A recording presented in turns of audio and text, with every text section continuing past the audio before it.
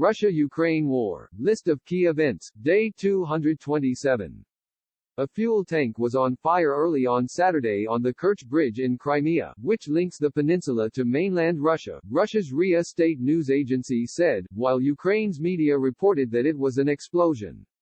A series of explosions rocked the eastern Ukraine city of Kharkiv, sending towering plumes of illuminated smoke into the sky and triggering a series of secondary explosions.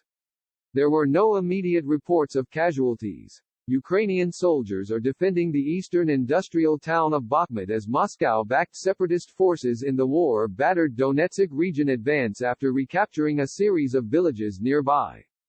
A U.S. Navy reconnaissance aircraft flew near the site of the September 26 rupturing of the Nord Stream 2 pipeline in the Baltic Sea hours after the first damage emerged, according to tracking reviewed by Reuters news agency. A flight Washington said was routine.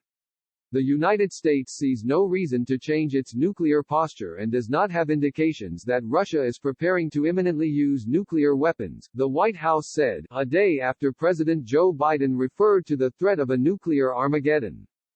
The International Monetary Fund's Executive Board approved Ukraine's request for $1.3 billion in additional emergency funding to help sustain its economy as it battles Russia's invasion. Russian President Vladimir Putin signed a decree establishing a new operator for the ExxonMobil Corp-led Sakhalin-1 oil and gas project in Russia's Far East, the oil giant's largest investment in Russia.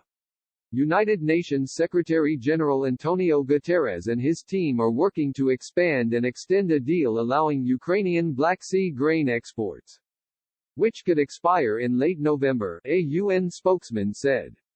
Ukrainian authorities have found a mass grave in the recently liberated eastern town of Lyman and it is unclear how many bodies it holds, the regional governor, Pavlo Kirilenko, has said. Jailed Belarusian activist Ales Bialyatsky, Russian organization Memorial and Ukrainian Group Center for Civil Liberties won the 2022 Nobel Peace Prize. The prize will be seen by many as a condemnation of Putin and Belarusian President Alexander Lukashenko. A UN human rights body passed a motion to appoint a new independent expert on alleged human rights abuses in Russia, accusing Moscow of creating a climate of fear through repression and violence.